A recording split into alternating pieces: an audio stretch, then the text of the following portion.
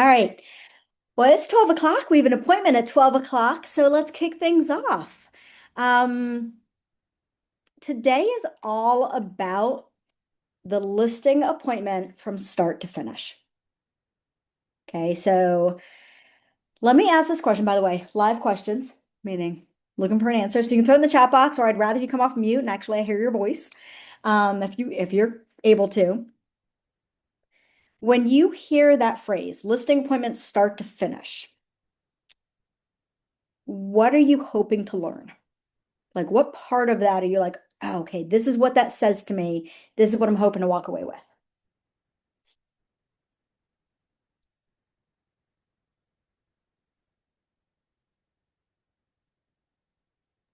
Well, for me, I'm hoping to learn with that just the step-by-step process of exactly what to do before securing a listing to getting a listing and then to the finish, to close. Love it. So securing it, getting it, closing it. Yes. Love that. Well, guess what? You just summarized our outline right there. Class over. No, just kidding. Um, that's literally what we're walking through. We're going to walk through preparing beforehand, structuring the conversation, meaning structuring the actual appointment itself, how to build trust quickly. What does that look like, sound like, feel like? How to handle the pricing conversation. And then how do you close it, right? How do you ask for the listing with confidence, right? Um, Now, what we're not going to go into in this session is you got the listing, now what? That's a totally different class, right? I have the listing, now what do I do? You put on MLS, price it right, you put on MLS and get on social media. That's what you do. There you go. I mean, there's other things with open houses and tons of other things, but today we're not going to go into after you got the listing. Today is the actual getting your foot in the door to get the person to say yes to you and sign the agreement that says you're my agent. Sound good? By the way, if you're unable to put your cameras on, you can absolutely use the little reaction buttons at the bottom. For example, like that. We got some reactions going on here. I'll throw some other reactions up here. We got some of this, right? Tons of reactions, right? So definitely use, if you're unable, I know some of you are at work, you're kind of like hiding away. Love that you're coming on here on your work lunch break. That shows that you are committed to your success in your business, right? So thank you for that and great job. For those who don't know me, I think I know every name on here, but just in case, because we're recording, let me introduce myself. Hi, everyone. Alana Huber-Katz, Director of Education and Coaching with Keller Williams Capital Properties and Legacy throughout Maryland, DC, and Virginia. Let me just let a few more people in here. Do I want a note taker? Yeah, okay, I'll let a note taker in for every so often. I'm like, yeah, no note takers. Today I'll let a note taker in. All right. We are recording this. For those of you in our core coaching team, this recording will go into our coaching team um, training library. So if you want to go back to this, revisit it when you have a listing, this is a great video to go back to and kind of rewatch because we're going to be walking through the steps. Um, and at any time as we're going, as I'm kind of walking through these steps, any questions that you have, anywhere you want me to dive deeper into, you want me to slow down on, please ask. Please, please, please ask. Please be like, what does that mean? Or how do you do that? Or, tell me more about that, right? Just because if you're thinking it, somebody else on here is thinking it, and you're going to help yourself and a fellow agent. By the way, I've had way too much coffee this morning, and I'm usually don't have this much. So you're going to see my hands all over the place. Hopefully, it's not too distracting because I've had appointments literally since 8:30 a.m. this morning, and I'm a little caffeinated. So you're going to get like Alana 2.0 today with all this caffeine. All right, so let's dive in. Again, what we're going through here is, let me just pull up my little cheat sheet here. By the way, I don't have a PowerPoint for you. We're literally just going to walk through some steps. So take notes. If you are not sitting there taking notes, why? Okay. So Now, I do have AI taking notes as well, and I will get them out to everybody. And also take your own notes because putting it in your words is way more important than AI words. Okay. All right, so let's talk a little bit before a listing appointment. All right, so we already landed the appointment, right? So we talked to someone who said, I am ready, willing, and able, and I want to sell my house for a reason. Right? My kids graduated, it's too big of a house. I want something smaller and less expensive. Okay, so we already had this conversation by phone to be able to say, great, the next step is for me to come out, introduce myself, provide you with what's happening in the market, a pricing analysis, market analysis, pricing analysis, same thing. Use words you like. I call it pricing analysis. Some people call it market analysis.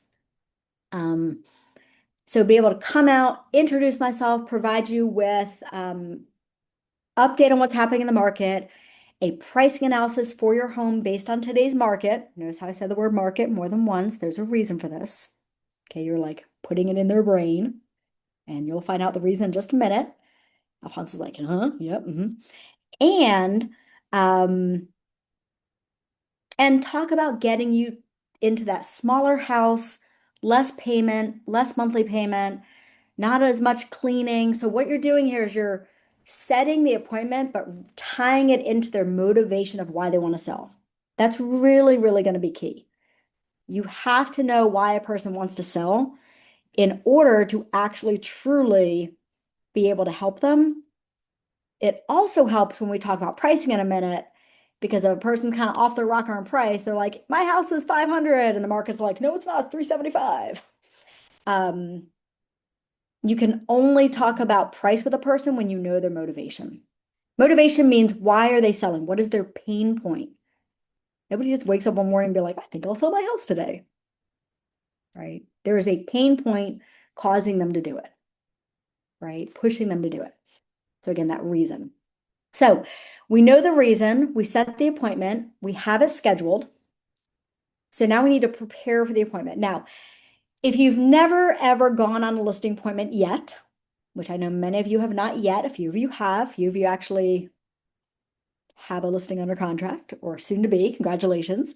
So if you've never gone on one yet, a good rule of thumb is to schedule a listing appointment within 24 hours, right? Maybe 48 hours max. The reason why you're doing it in that short a time frame, right? Well, I'm going to say the reason why you're doing it that's a long time frame but short time frame. I'm going to explain that in just a second. Is because you haven't done it yet. You might have, hopefully you practiced. Hopefully you've read the contracts already. If you've been 1 month in real estate and you have not read the contracts, would you want to work with you? I'm just going to speak the truth today. This is caffeine me speaking. All right. You are dealing with the largest purchase of someone's life. You are dealing with the largest sale of someone's life. Would you want someone coming in and helping you who have never read the contracts? So, number one action item, if you have not read the exclusive right, because we're talking about listings, if you have not read the exclusive right to sell, which is the main listing contract, granted there's like 38 other pages, right? There's disclaimers, disclosures, jurisdictional addendums, blah, blah, blah, all that. If you haven't just read that one document that is, depending on what state you're in, 9 to 11 pages, and you have access, which all of you should, to Lone Wolf, please go in there today and read that document. There is no excuse to not. Right? Read the document. Okay.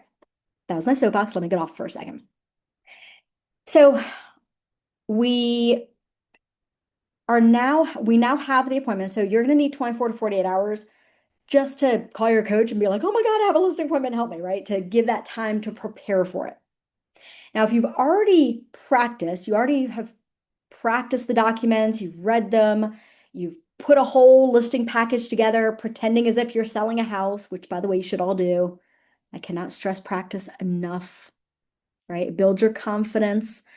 Like it really does build your confidence. So if you've done that, and you've already gone on a listing appointment, even just one, then a good rule of thumb is set that listing appointment, preferably same day.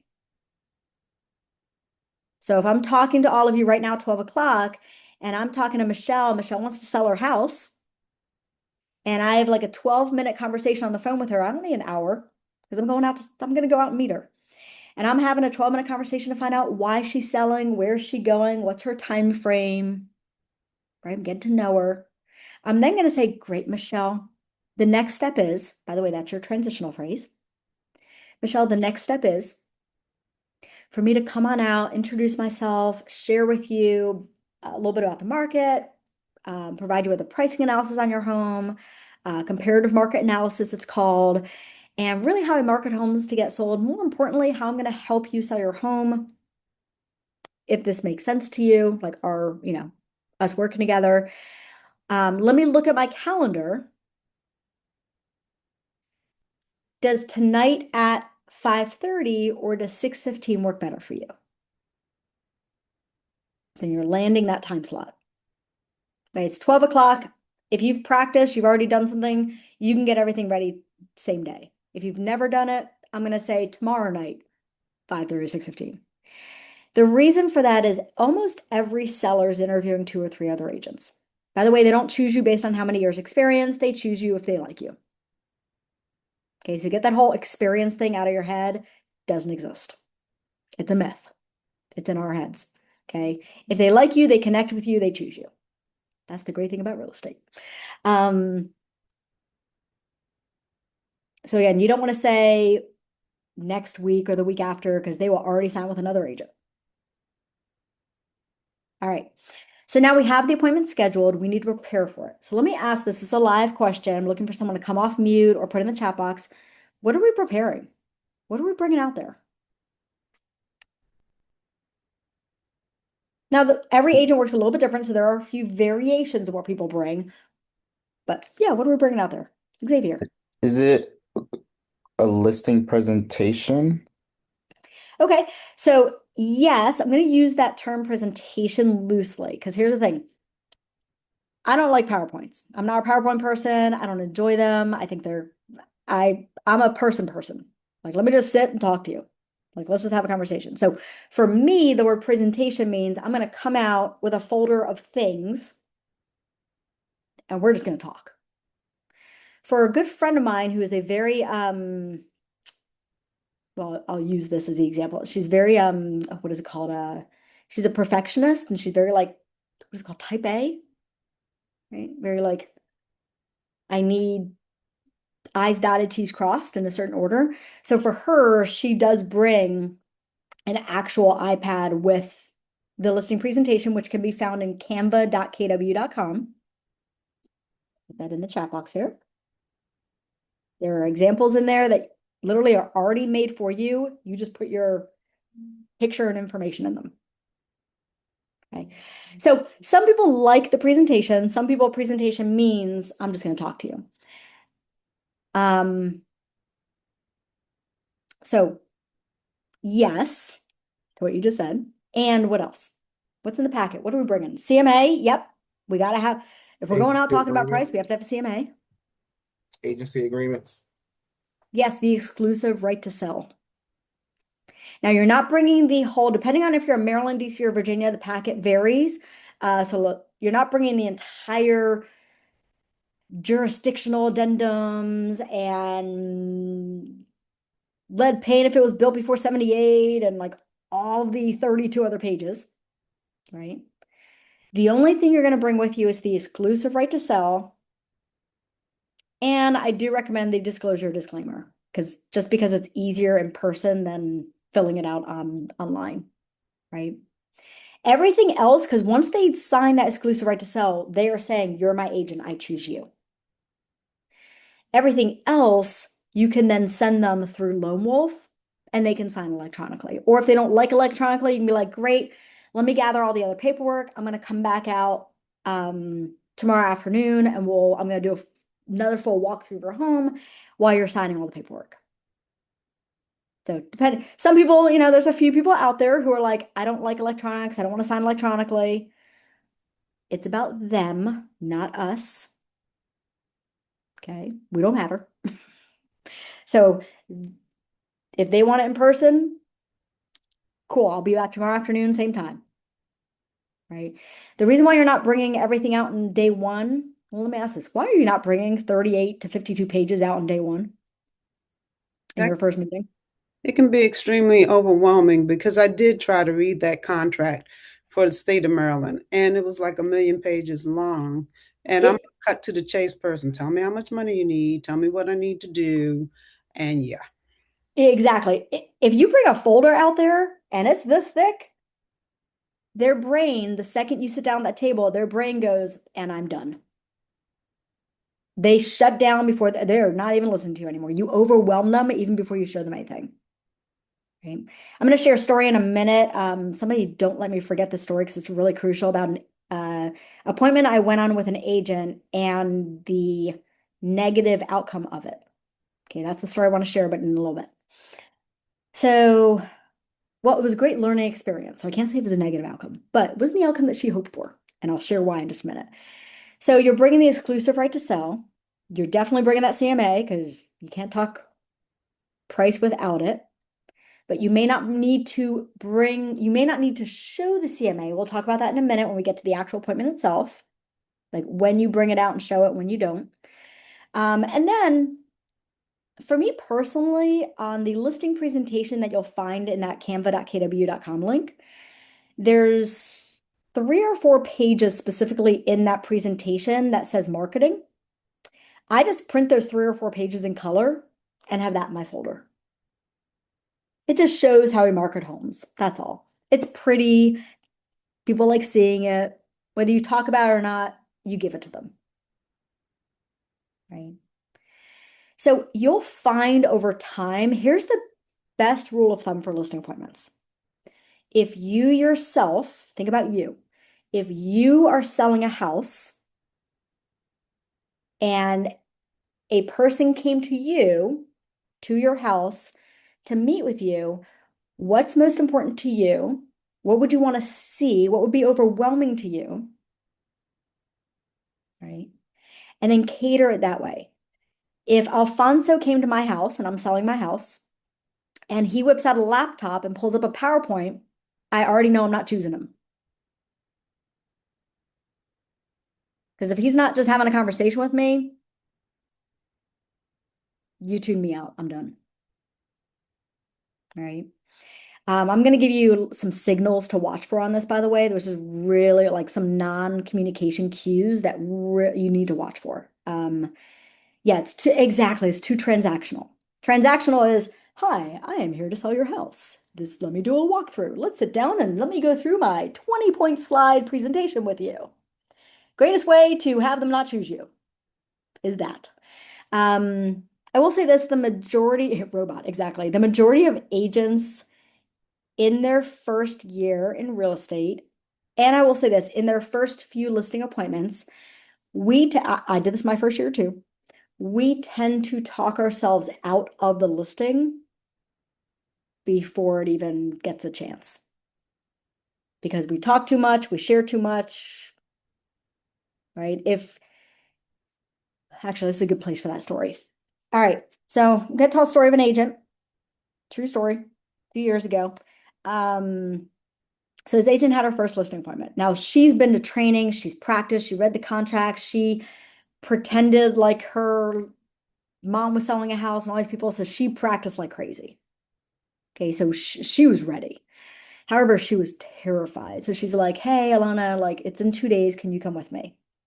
It was also a really, really unique situation with a brother and sister selling a condo of their father who passed, where the daughter wanted to sell, the son did not. So it wasn't going to be easy. So I went with her on this listing appointment. Prior to the listing appointment, we sat down in a coffee shop, we went through everything, we practiced, and I looked at her and I said, listen, this is your listing. This is your appointment. I'm here as your partner. Either I can run it and you're here with me asking questions, feeding in, having conversation. And of course, it's still yours. Like get it signed, still yours. Or you can run the show and I'm there kind of like moral support. And she goes, nope, I want to run the entire thing. Cool. So we get there, we did a walk around the house. I'll walk through the steps in just a minute. We did a walk around the house or walk around the condo. She did a phenomenal job walking around, everything. She answered, like she did what she was supposed to do, and I'll talk about what that means in just a minute. Then we sit down at the table. I swear it all fell apart. So they really liked her. I could tell they were having a great rapport. They were building trust by asking. By the way, the fastest way to build trust, ask questions. The fastest way to build trust with someone is to show them you care about them. The fastest way to build trust is for me to go in there and say, you know, by the way, am I pronouncing right? Is it Xavier? Is that right? Yes, that's it. Sorry. Cool. By the way, if I say your name, I say it wrong, correct me, please. So if I go into the listing, the fastest way is to be like, instead of saying, hey, Xavier, transactional question, maybe I'm talking about money, maybe I'm talking about this, you're not building trust. But if I'm walking around the house being like, oh my God, like, so for this instance, we were walking around the house with the daughter and the daughter's husband. The son wasn't there. So the other signing party was not there, but he was in a different state. We had to kind of get this done before that. And in walking around the house, she was like, oh my God. So this agent did all things right in the walk around. Where do you guys live? Wow, how long have you? So they didn't live, they're not from Maryland, right? The home is in Maryland. They came to Maryland to sell it. They lived out in Colorado. So like, oh, we're in Colorado. Oh, wow. When did you get into Maryland? Like recently, right? Do you like it? What have you done? Have you had crab cakes yet? So she walked around the house just getting to know them as people, as human beings. Okay. So perfect. Then we sat down at the table. And she did ask a few questions of like, okay, when are you hoping to kind of have this? Because it was very emotional, because again, it was the father who passed. When are you hoping to have this condo kind of like not on your plate anymore? Kind of one less thing to think about for a little bit, right? Not when you want to sell it, right? So she asked a few really good questions. Then what ended up happening is she went into sales mode. She went into presentation mode.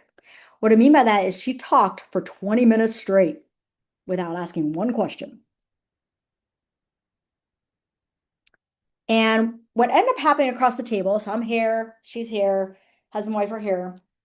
And I want to just kind of see if I can demonstrate this body language on Zoom. It's kind of hard to. So in the very beginning, we're sitting at the table and everybody's kind of like this. See how I'm kind of leaning forward? My arms are open, right? And then as she started talking, it was very transactional. It was very sales. It wasn't asking questions to get them talking. It wasn't asking questions to get them learning more or to get us learning more. It was logistics, right?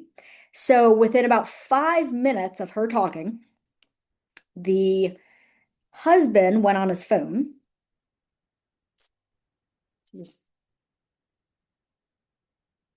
Okay. And the wife leaned back and went like this. So when you're at listing appointments, the nonverbal cues talk more than verbal. Now, what she should have done in that instance, okay, by the way, you're going to have this experience. When you notice a nonverbal cue, we need to almost do this. Ready for it? It's a visual. So if you're not paying attention to the screen, watch it. Ready for it? So I'm going to pretend like I'm just talking for 20 minutes. So which I can totally do. So Alfonso, yeah. So what we're going to do is we're going to talk about price. We're going to talk about the home. We're going to talk.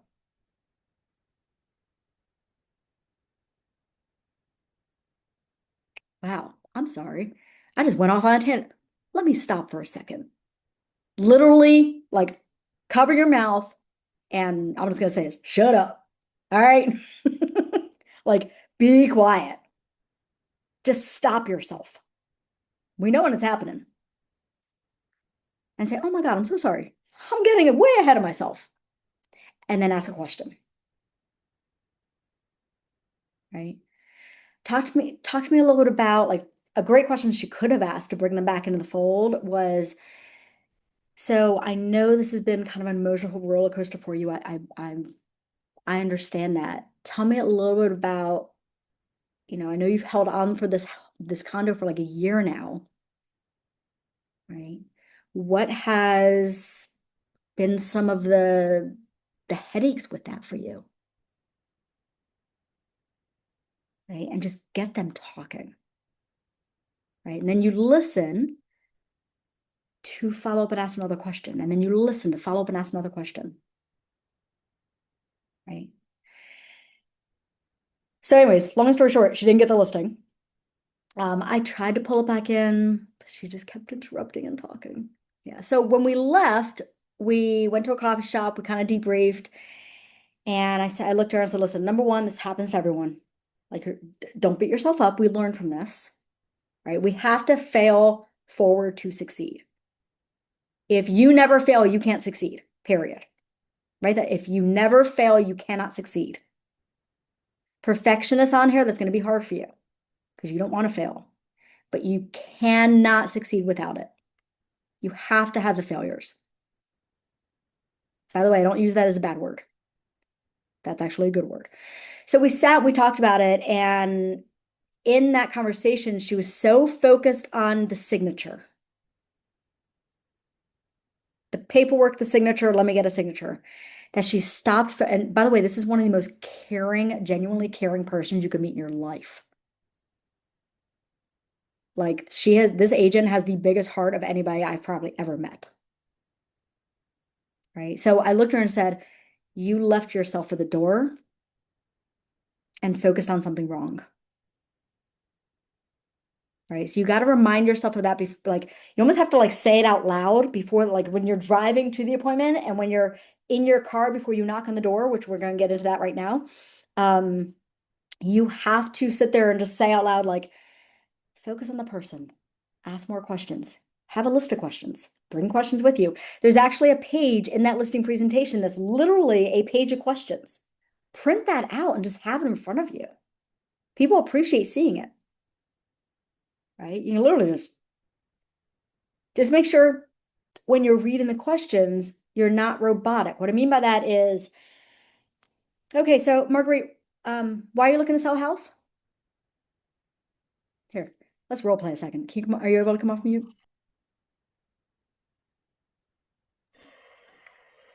Yeah, we're looking to start a family, get a bigger place because we only have a one-room apartment.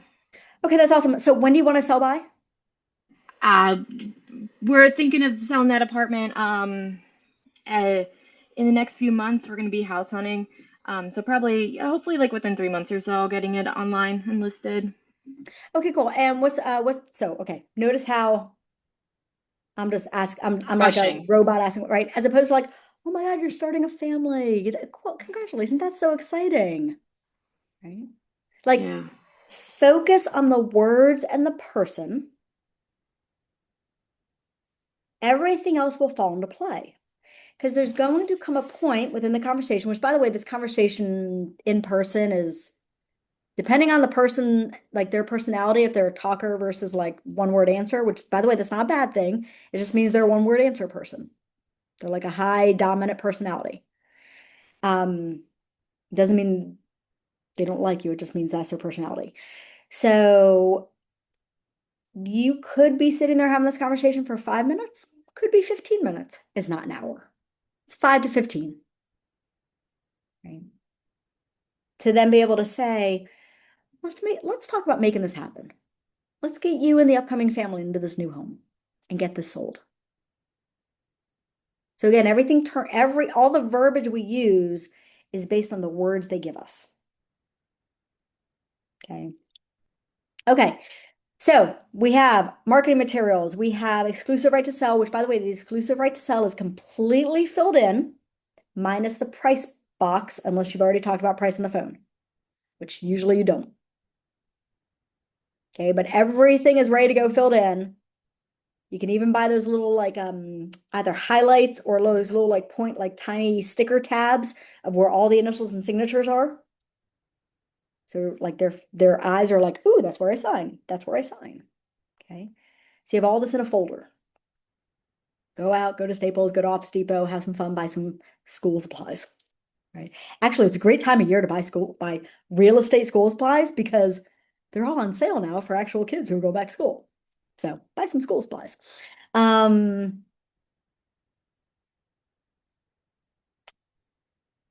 Let's say your appointment is tomorrow night at 6:30. When are you knocking on the door? By the way, this matters. I'll tell you why in a second. I tend to knock 15 minutes before, but I'm probably sitting in the parking lot at 6 o'clock. It's just the way I did my last job. So we are in the area way before. We are knocking on the door. I would say, Alfonso, you're correct, no more than 5 minutes before. I wouldn't do 15 minutes because if they're just getting home from work, they're probably like running around, taking a shower, changing, right? When do you, what is the, you definitely don't want to do this time?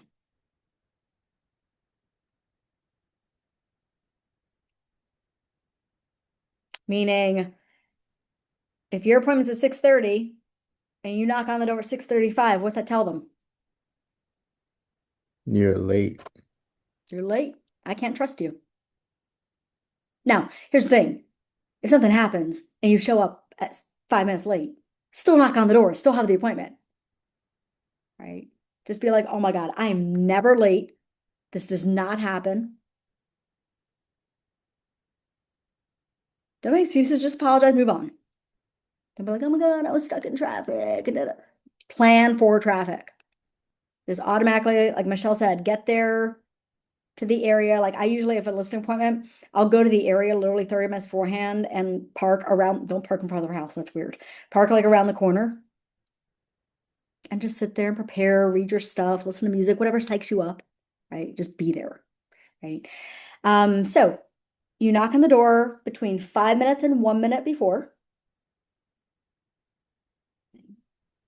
Now, I'm going to share a strategy that some people like, some people don't, and whether you do it or not is completely up to you. So it's just a best practice. You're going to find what works for you over the more listing appointments you have, you're going to find like your style. Okay. So I learned this years ago from a training that I went to.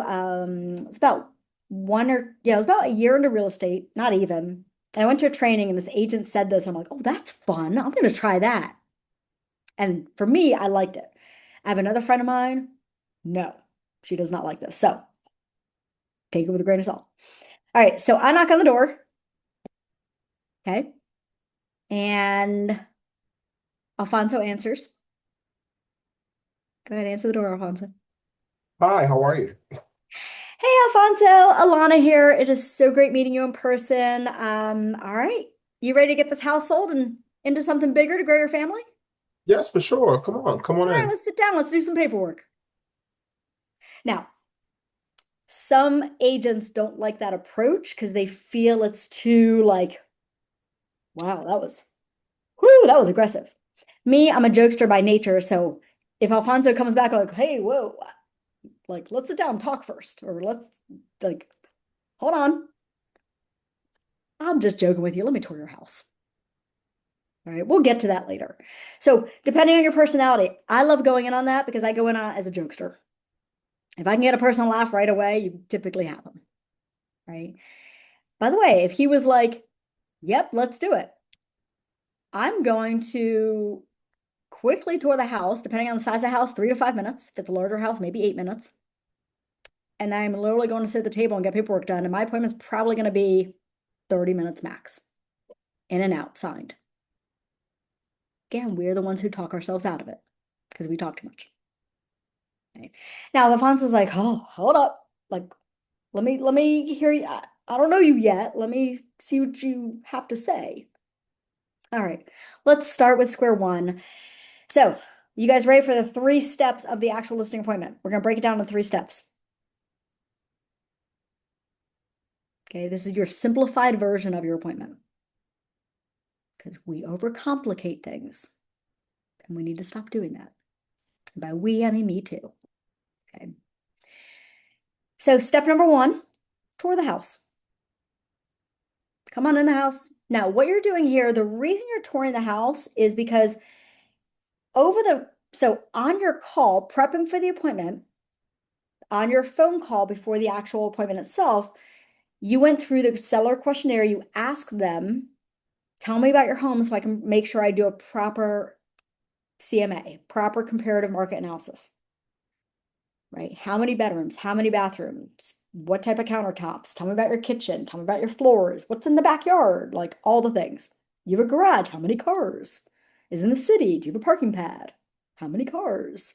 Like all those little things play a part in the price. You have a townhouse. Are you inner unit or end unit? It's a good 10,000 difference there. Okay. So,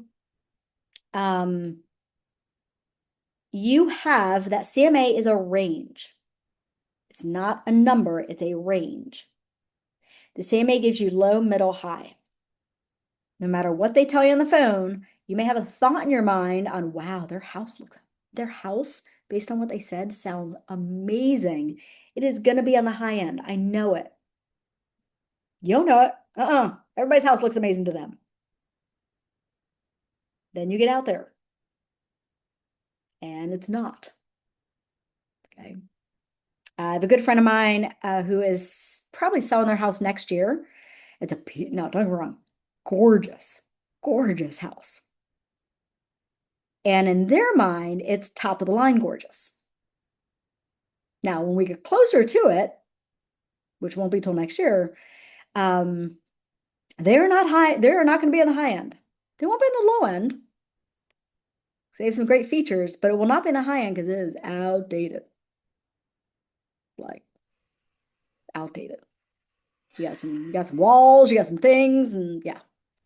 So for a house like that, like for instance, I went and toured. It was immaculately upkept, but like it was so 70s. Every room had shag. I've never seen upkept shag before, but it was like still lovely condition shag carpet.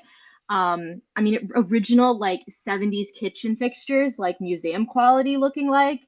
So how do you kind of break it to them that it's like, yeah, this place is beautifully upkept and it is really like still very livable, but we're gonna be on that low end no matter how much you like it It might of be middle pricing end. or Yeah. like how do you So number one, you're not doing it until they sign that paperwork. okay. Here's the thing. Don't give them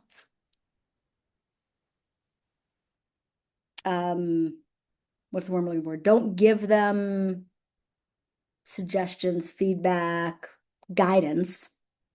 They have not chosen you as your agent yet. You are not their agent yet. And typically when we give the person guidance and they haven't signed with us yet, it gets them thinking in either a negative way. So now we said something negative, and now they're thinking, well, do I really want this agent? Right? Lock them in first. And we'll get to the table and talk about how that sounds like, because you definitely want to give them guidance. Now, whether they do, some people want to do upgrades, some people don't. Totally up to them. They don't have to. We just educate them on the pros and cons of different things, right? So like for my friend's house, the education for him, this person is going to be, there's some window things that need to change and come down because they're just need to, right? There's a few rooms that we can spruce it up with a little paint, make it a little more modern, right? So like really small features that can show better, right? And at the end of the day, if he's like, nope, okay, cool. Instead of this price, it's this price, right? But not until they sign. So I'll get to verbiage on that when we get to the sit down part. So as you're walking around the house, what you're doing is you're taking mental note. You can take written notes, right? Like I'm probably going to have with me this and this. But the only thing I'm writing down are positive things. Or I might write down a word like bathroom. They're looking over your shoulder. Don't be sitting there like outdated, ugly carpets, cracking wall. because they're seeing everything you write. So your walkthrough is to make sure when they say 3 bedrooms, 2 bathrooms, it legit is 3 bedrooms, 2 bathrooms.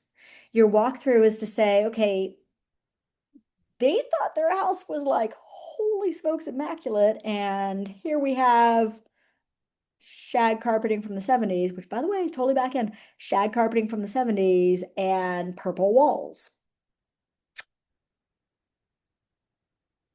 And Formica countertops. And not stainless steel appliances. Right. So in your head, you're thinking, again, you already have a range. Let's say our range is 350, or sorry, let's go with 450 to 490. Or 450 to 480. So now you know, okay, so you're walking around going, this is not 480. Same number of bedrooms, same this, same that. But you're, again, all in your head, you're not saying it out loud. You're like, okay, we're going to fall somewhere in the middle. Right? Or a house listing appointment I went to once. I walked around and watch your facial expressions, practice poker face. Right? Practice poker face.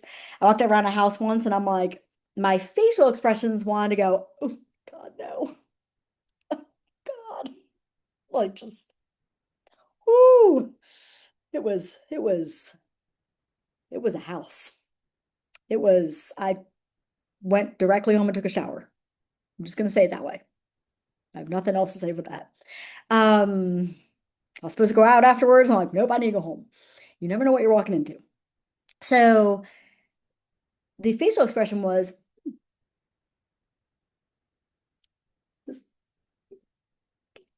right? In my head, I was and low end. Okay. So now if they ask you questions as you walk through the house, which they will, right? So I like my notepad. So, they ask questions and they're like, well, I don't know about this room. Do you think we should repaint it or not?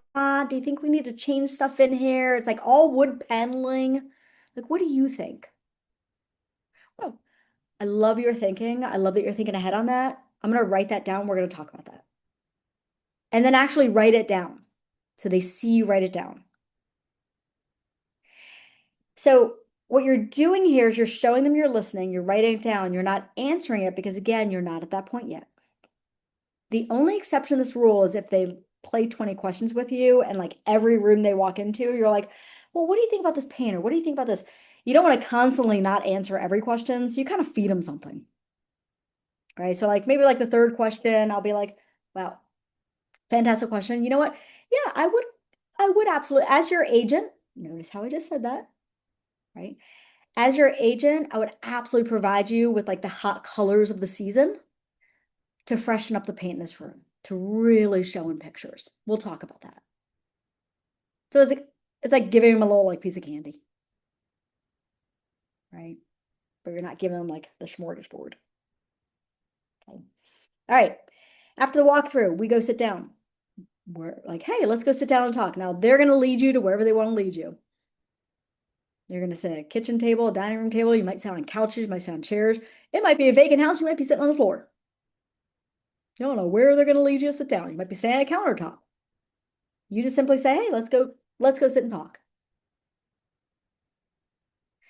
So now you sit there. Now, let me give you some psychology in this. You guys ready for a little psychology lesson? This is a fun one. If it is a table and there is a chair here, so like Marguerite is like directly across from me, and there's like the head of the table here, right? Yeah, like the positioning, right? And by the way, whoever is selling all needs to be at that appointment. If it's two sisters who own the house together and they're selling, if it's husband, wife, wife, they all need to be there because whoever's not there is the decision maker. So you're wasting your time.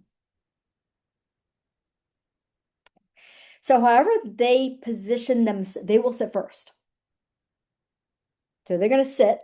Now, if they sit at the head of the table, that's great because you're going to sit, what is it called? Caddy corner? Is that the word?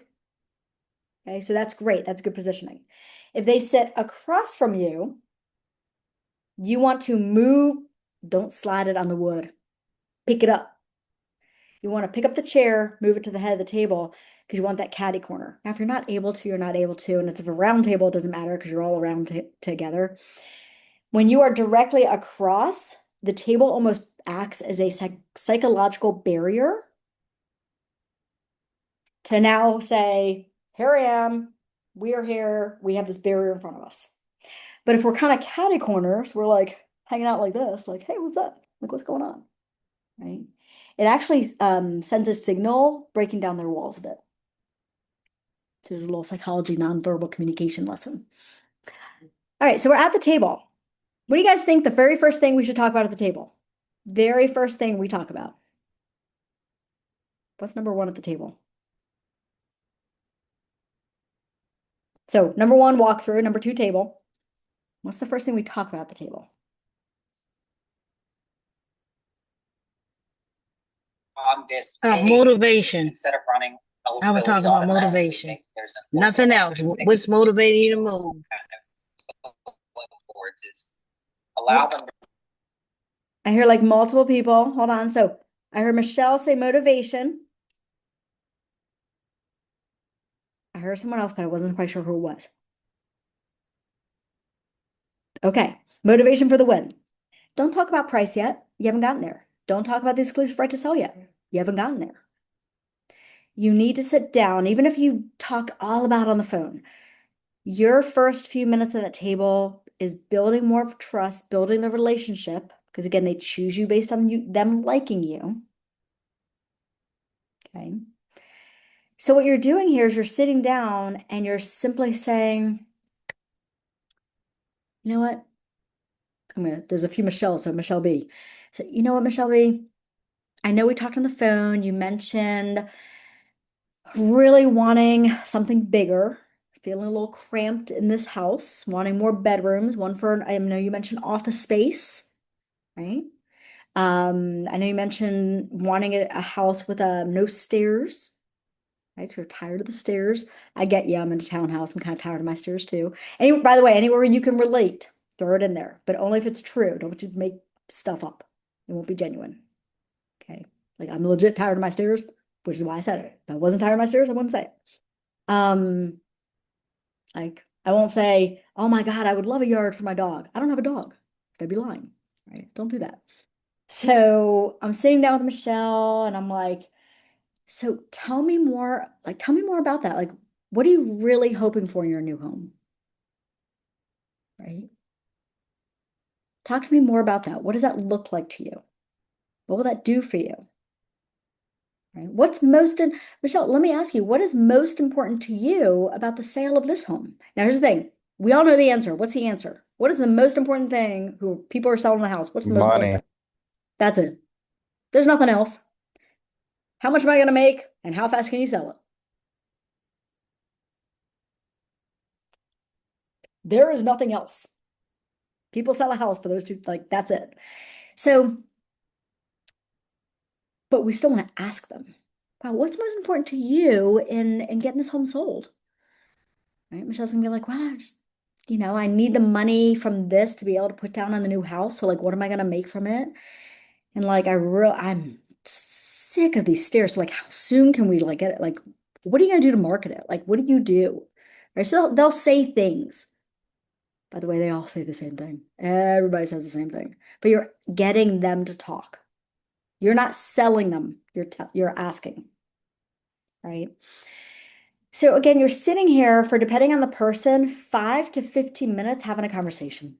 Just talk to them. They're people. Get to know them. By the way, if there's two people, make sure you incorporate both. So if I'm asking Michelle, like, what's most important to you? Hey, Xavier, how about you? What's most important to you? Don't assume it's the same thing. Right? Wow, Michelle, you painted like this picture of like the office space you want because you're sick and tired of working out of your kitchen and your new house. And it sounds like you already have like decorating ideas involved in that office space. Like that's cool, right? Like Xavier, what about you? What's most important in that new home for you? By the way, it's gonna be completely different. When I was helping my best friend buy a house with her husband, I remember we were talking about, so they're buying a new home, and I'm like, hey Viv, what is like the absolute end all be all, like top 3 things most important to you in your new home. 3 is a great number. Okay, that's your favorite number in real estate, by the way. Just know everything's in 3s. And she's like, oh my God, I want the backyard fenced in for my dog that I want to get. I want a front yard for her son to play out front with the friends and all of that. And I want like this amazing kitchen with an open floor plan because she loves cooking and entertaining. And then when I go to her husband, I'm like, all right, how about you, Mike? What about you? He's like, I don't care about any of that crap. He's like, no, I mean, backyard will be great. I love to barbecue. I want a deck because I want to grill. He's like, I want a huge garage and a place to put my he shed. Not she shed, he shed. That was the only thing that was important to him.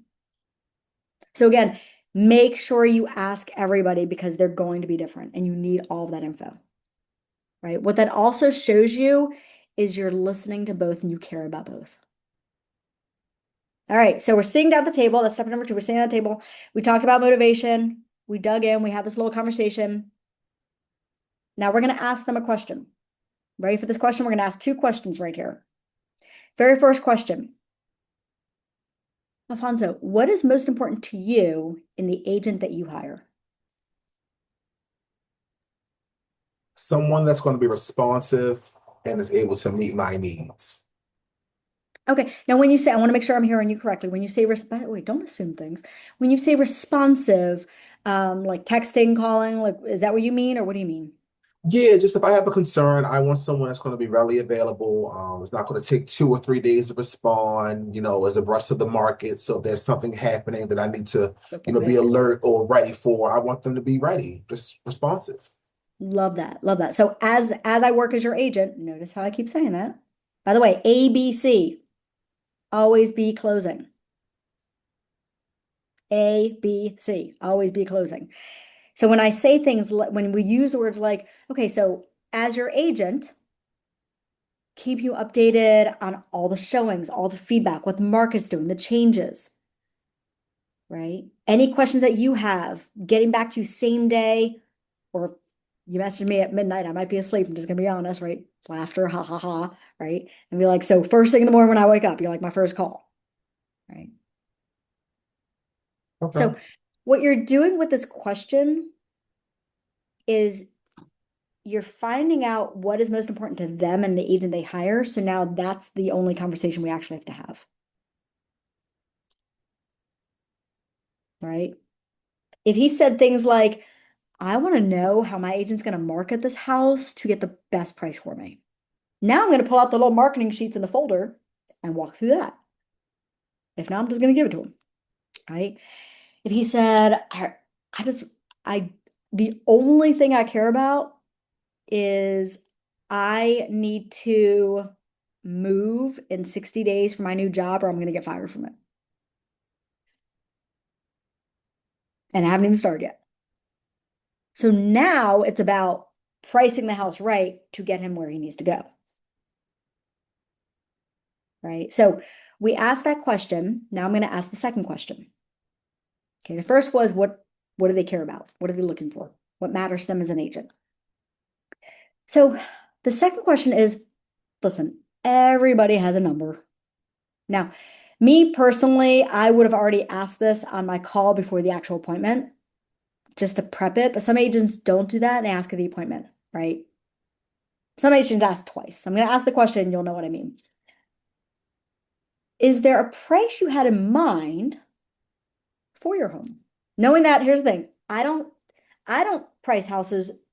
Owners, sellers don't price houses, right? You don't price a house. Agents don't price houses. The market prices houses, right? However, I always like to ask, is there a price in mind? Is a price you had in mind? Why are we asking that question?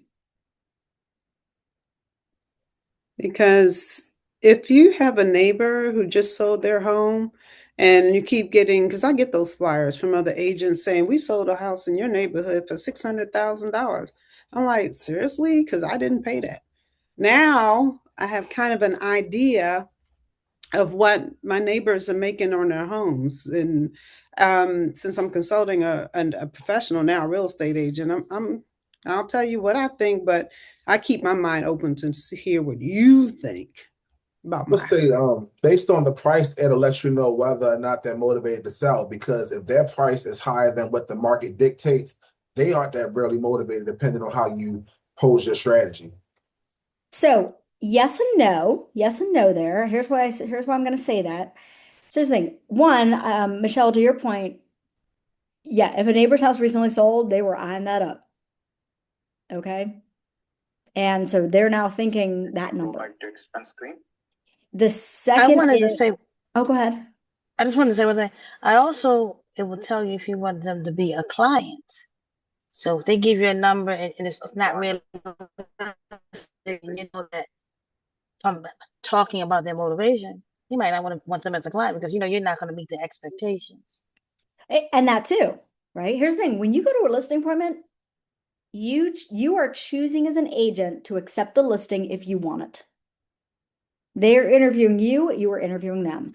I went on a listing appointment my first year. Some of you heard the story, you get to hear it again. You're welcome. I went on a listing appointment my first year and I wanted this listing bad. It took me 12 weeks to get the appointment. 12 weeks. And the owner of the home interviewed the top 2 agents of all of Maryland. Like, actually, one of the agents is the top agent in the entire nation. I was brand new. I was 4 months in. Never sold a house. Well, I had one listing live by then, but never sold a house. Okay. So one, he chose the owner of the house chose me over the top nationwide agent. Ready for why? Because I showed up on time. The top agent nationwide showed up 15 minutes late. Owner of the house didn't like it. So he said, you showed up on time. I want you. That's why I said showing up on time matters. Okay. However, I did not take the listing. It's very sad because I was like, man, I wanted that so bad. And it was because the owner of the house wanted basically $1 million for the house. He was willing to go down to 900,000 as his lowest. The market was around 700, maybe 725 max. Yeah, exactly. So now here's the thing. That doesn't mean that they are not motivated. In this case, it did mean that, but it means that we just have to ask more questions. So in this scenario, it was, okay, let's talk about the market. Because again, owners don't price houses. I don't price houses in the market. The buyers in the market dictate the price. So let's talk about the market. And in talking about the market, I said, are you open to starting it? I mean, I'm open to get my son, I could start at 750, but are you open to dropping it within 10 days, 15 days? Well, back then, average days on market was about 46 days. So I was like, within 2 weeks, we have to drop it in about 15 to 20,000 increment. Are you okay with that? Would you be open to that? He goes, absolutely not. If it does not sell for 900, I'm not selling it. I said, okay, what happens? So you bring them to the positive future or the negative future. What happens if your house never sells then? He goes, then it never sells. I'll just stay here. That's someone you walk away from. That's a non-motivated. But if he's like, no, I have to sell it. I have to get this place. I need to do this. I need to do that. Like, I'm going to miss out on all these things with my grandkids in this state if I'm not moving there. Like, I'm going to die before I get to see their birthday parties. Like, you'll get people saying, like, it's the craziest thing, right? Okay, that means they are motivated. We just have to paint a picture of the future for them and really educate them on the market. Right? Yes, Alfonso. Oh, you're on mute. It's a great conversation. I was just saying, I'm there. I have a listing that's not motivated, and I think I am there where it's just going to sit on the market now. So what do you do So at this point? first of all, I recommend, if you're able to, having an in-person meeting with this person. So if they're local, go to their house again, sit down with them. If they're not local, get on Zoom. You need body language. You need eye contact for this conversation. It's better that way than on the phone. You have to see their expressions. you need to bring them into the future. So the question you want to say, so you want to redo a CMA, so you have a fresh one. Sit down with them and say, hey, the market's changing every few weeks. I did a brand new market analysis for you. Right. So now we're in person with this, right? Or on Zoom sharing it, whichever one, preferably in person if you can. I did a brand new market analysis for you. Here's what the market is saying. Let me ask you a question. Because again, the market's what sells the house. Okay. I mean, obviously I'm going to do marketing. I'm getting to social media. I'm with the world's largest brokerage, is getting out to all the 200 syndicates, blah, blah, blah. Here's what like the market dictates it, right? So let me ask you this question, Alfonso. You're the owner. Let's say we meet the market where it's saying to be met, which means we drop this to this price, whatever price you have in mind, right? To get buyers coming in and seeing this thing. Because right now we're not even getting buyers to see it. And let's say all of a sudden in 60 days, you are out of this house and into whatever their future is, right? Or if it's a vacant property, the house is no longer sitting there where you have to worry about electricity and mowing and this and that and upkeep and, in a few years, roof falling apart and all the things that happen in houses and replacing things. Now you're just forking out money. Okay. So let's say it sells. How do you feel? What will that do for you? Oh my God, it's going to do this, it's going to do this. They're saying all these positive things. All right, let's take it the opposite route, Alfonso. Let's say we don't lower it. It sits in the market. The market is already saying this is not the right price. If it was, we might not have an offer yet, but we have buyers looking at it. So it sits, it goes expired. What that means is it doesn't sell. So what happens? What does that do for you? This is real conversation practice because I can tell you verbatim what was told to me when I said those words that you just said. Go ahead. It'll just sit as long as the HOA, I mean, the condo fee doesn't go up. That's all I'm worrying about. And that doesn't go up till January. And I said, well, it might sit until January. Then that's fine. Then they're not motivated. I should have backed out then. So That's yes. what they said to me. So yes, unless I do know a few agents who want a certain neighborhood. So they want their sign there so people see their sign. Okay. That's an agent choice, right? There's the thing. We also have time. So a person who says that now, let's say 2 months from now, all of a sudden something happens in the house. Now they fork out $5,000. Like I just had a roof leak literally last That's week. what I'm trying to avoid. And I just forked out over $2,000 for a freaking replacement of part of my roof.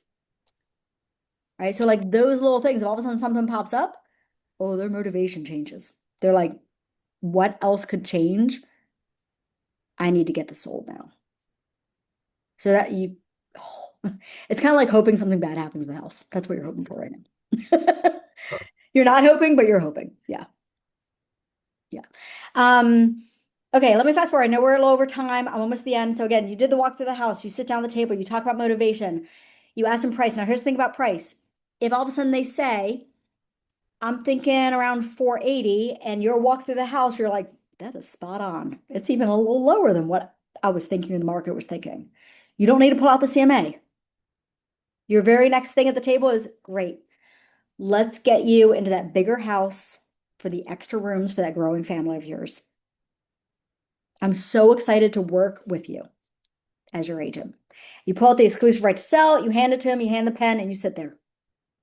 You say, all right, this locks me in as your agent. This allows me to start doing, doesn't mean it's going on the market tomorrow. We still have photography and all these other things. We're going to walk through that. Don't worry. This allows me to start working on your behalf though. Right? Providing guidance, answering. We're going to go through all those questions you had about your house. This allows me to start working for you. Right? So you mentioned 480. I actually think we can probably do like 489, like 481.5. Now you're like looking like a hero. right? You write that, they see you write that in the price spot, you hand them the exclusive right to sell, and you literally hand them a pen and say, all right, I'm going to sit here. Let's fill this out. Won't take long. Any questions? I'm here, so you can ask me any questions you have. And they literally go through and be like, there's going to be some other paperwork, but I'll send you all that electronically. Are you comfortable with that? Yes, cool. You'll get it within 24 hours. Don't say you'll get it tonight because you're going to be exhausted by this appointment. You need to put everything together. Like, what is it called? Under promise, over deliver, or over promise, under. I always forget the phrase. But basically, I'd rather say you're going to get it by tomorrow night and then get it by like tomorrow morning. Right? Again, you just got the most important form. And then you sit there at the table. Do not read them the contract. It is illegal. You are not a lawyer. You are not allowed to read it to them unless you are an actual attorney. You can explain sections, like when they get to the page, when they get to the second page, or depending on what state you're in, where it talks about compensation, right? Which, by the way, all compensations are negotiable, right? So you might start here and then start higher because you can negotiate down. If you start lower, you can't negotiate up. Okay, so for sake of training, I'll say this. Just know that what I'm going to say right now is simply for training purposes. I have to say that because we're recording. Mine's going to say 6%. So I'm going to say, hey, 6%. What that means is 3.5 comes to my side. That's what feeds my family. Just to be totally honest with you. I always like to say it because that's the truth. That's what feeds my family, pays my brokerage, and 2.5% to the buyer agent because we want buyers looking at your house. Now, if they're like, well, I mean, this other agent came out and they said they could do it at like 5, but I really like you better. Da, da. I'd be like, listen, I'm really confident with this price and this and the marketing and the network that I have and where I work to make this happen for you. And I'm excited to work with you. Let's go 5.5. And they're like, oh, God, I don't know. All right, you know what? All right, I'll match them. 5 it is. Always know before you go to a property what your like walk away number is. So I call it like, here's my numbers in my back pocket, but I will not go lower than this because of what it, maybe the distance or maybe this or maybe that. That's totally up to you. Completely up to you. There's so many scenarios. But again, we're in real estate, which means we become expert negotiators on everything, literally everything. So we have the price, you hand them that, you get the form, your appointment's done. So you said, great. I'm going to send you everything over, the rest of it by tomorrow evening, which means get it by tomorrow morning. And what I'm going to do is I'm going to follow up with you tomorrow to make sure you received everything. And that's where I'm going to, because I know you said you want to get this on the market within the next 2 weeks before the fall. So tomorrow, when I call you to make sure you received everything, actually, before I even leave today, I want to schedule a time on the calendar where I can come back out and do a full walkthrough to get it on the multiple listing service. Probably be a good 30 to 40-minute walkthrough of your home. And that's where we can talk more about your rooms and this and that. Can I come back out in 2 days at this time?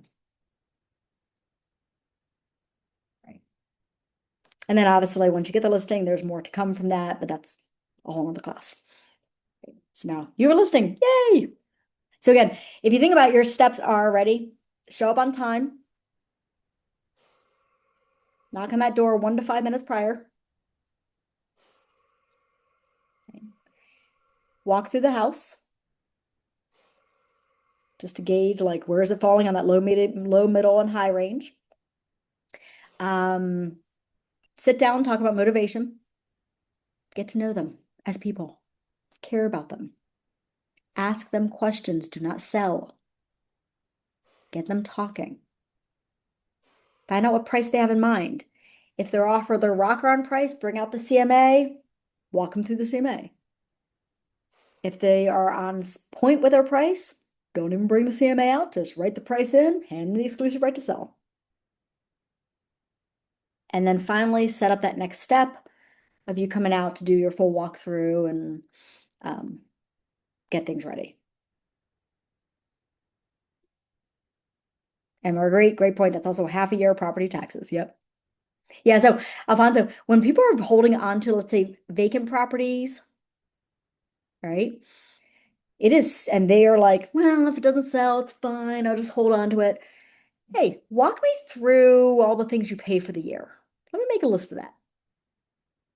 Do you pay electricity? How much is that a month? Do you pay property taxes? How much is that? Is that like quarterly, annually? What is that? When do you pay that? What about keeping the water on? Like, what's your water bill like look like every month? Is there, I see grass outside. Who mows that? What about like, I mean, it's vacant, so who comes in and cleans? Because a sitting house, you have to run the water or the pipes have problems. So like, who comes in and does that? What about like, again, a sitting house collects bugs, dust, this, that. Like, who comes in? Do you pay for that? Do you do that? So what you're doing here is you are literally like taking a knife and just kind of jamming and just kind of moving it around, right? Like you're like, ha, right? Like I am poking and I'm learning more, but I'm also poking every little thing that might be you're not thinking of. It's also a potential like security risk of people maybe I don't know how much it happens like depending on the area, but like people breaking in, um Squatters, people then you can't get yeah, rid of them. If you're in Baltimore stealing City copper and wires. if it's in Baltimore City and you get some squatters in there, squatter rights are a real thing. Oh The my act God, of yeah. getting them out of there is like it's insane. Yeah. Um, yeah, so the documents you're bringing with you. So you have a folder, bring in a folder. Don't be sitting there whipping out documents that are folded in half and crinkled and like a backpack or something. Like you are a business professional. I saw an agent recently did that, and I'm like, why? So your documents, exclusive right to sell, completely filled in except for price. Um, Preferably bring disclosure disclaimer forms simply because it's a lot easier to fill out in person than online. That's just for easiness. The CMA that you make from Bright MLS or RPR, CMA, comparative market analysis.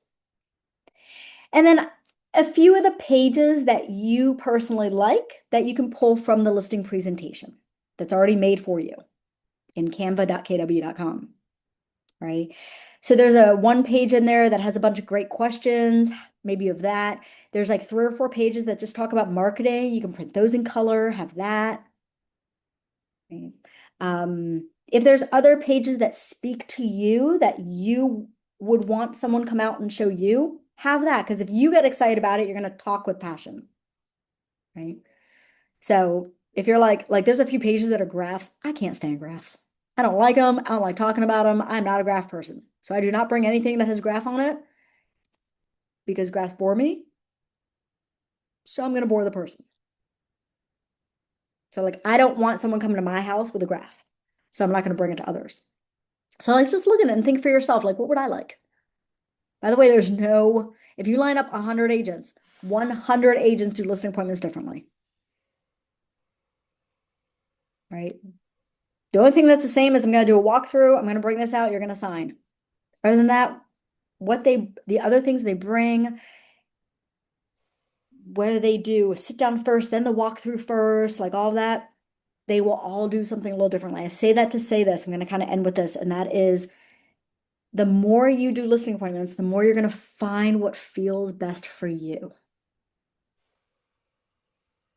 right? You're going to find your voice and how you like to run it. And guess what? You're right. That's the way to do it. Here's the one thing you don't want to do, no matter what. Don't be the agent who goes in the appointment without the exclusive right to sell, because I'm going to be the agent that's meeting with them right after you, because everybody interviews 3 agents. I'm going to be the agent that literally has your appointment's at 12. Guess what? I'm coming at 2 p.m. And I'm getting them to sign. Even if they loved you and you were fantastic and they were like, I am choosing Marguerite. She's amazing. Well, they haven't met me yet. And now I'm coming out and I'm closing them. And I'm walking out with paperwork. And I'm even going to end it with, this is what I had. If they're like, well, I met with another agent, we might be leaning towards her. I'll be like, you know what? No worries. Let me match her with this. I feel this connection. We're gonna be great. Let's go ahead and get this moving forward. And listen, all of us agents, we all know each other. What's her name? Oh, Marguerite. Okay. I'll give her a call. I'll let her know. You don't even have to worry about calling her. I'll call her. I'll let her know. Oh, I will. I have absolutely called agents walking out of the listing appointment. Like, hey, it's Alana. I'm an agent. I know you met with so and so. I'm calling on their behalf. It's a very uncomfortable call, by the way. Nobody likes it. Me as a coach, I'm like, you should have went out with paperwork. You said I'm disappointed in you. What do you mean? You're a shark. That's a shark. I mean, you went in and said, I'm gonna call them and let them know, like, mic drop. You have that one, Alana. Listen, I'm walking out with paperwork. Not 100% of the time, because they might not choose me. I might not choose them. But no, I'm walking out with, like, so don't be the agent who thinks, let me get to know them first, go out and meet with them, and then I'll just come back a few days later. You'll lose. Because you'll have the Alana coming in behind you. Oh, I'm not Clients switch literally in an hour, and that little bit of time that you thought that you loved them, they loved you, they will talk to somebody else, and if they love them or love them that much more, or if they had the paperwork, they will sign with them and forget Yep. about you. Yeah. And the second they sign, it's lockdown now. Yeah. You got, because now the other agent, because they signed with you, meaning that other agent cannot pursue. It is against compliance. They can't, once the signature on a document, exclusive right to sell, or if you're working with a buyer agency agreement, another agent cannot pursue them. That is a real estate commission. No. You say, congratulations, walk away.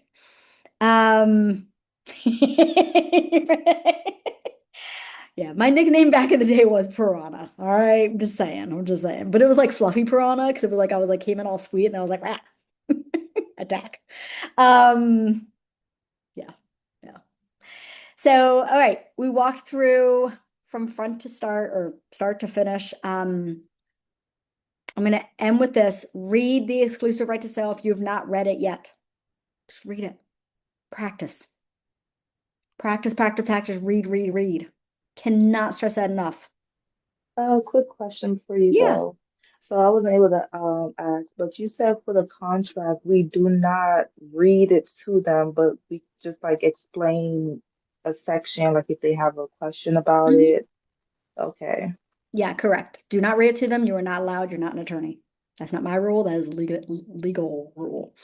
Not to mention people can read, you know. I recommend when you read the contracts for yourself, best practice is like me, I printed them out and I literally like made one-liners for each section. So like if someone asked me a section on the commission, I have like a one-liner explains it. If someone asked me a section on